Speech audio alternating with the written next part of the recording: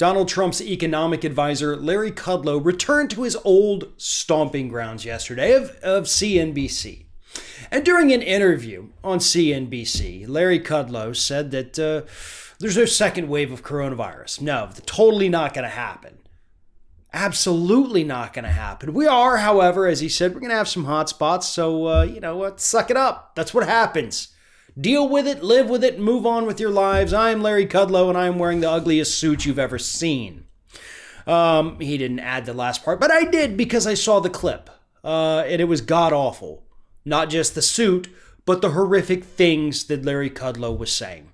Here's the exact quote. There is no second wave coming. It's just hotspots. They send in CDC teams, and we've got the testing procedures. We've got the diagnostics. We've got the PPE.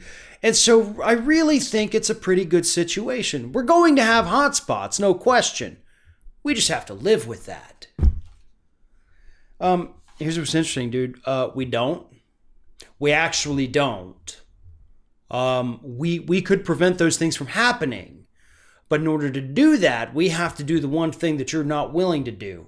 And that is tell people to stay home, put the lockdowns back in place. And in order to offset the economic losses from that, we have to send out more stimulus to small businesses, actual small businesses, and American citizens, the workers, the people who have to stay home. That's how you get around this. That's how you get around the massive economic losses from these lockdowns. But the government's not willing to do it. I mean, air travel.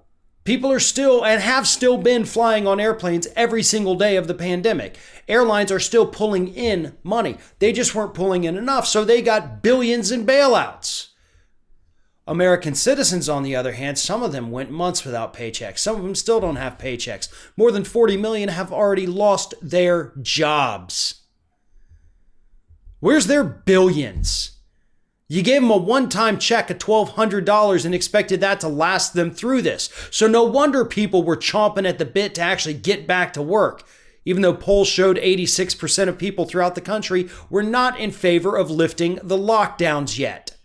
But Republicans insisted on it. Republicans like Larry Kudlow. They told us everything was fine. Back in February 25th, I think it was, Kudlow went on TV then and said, "We've contained coronavirus in the United States."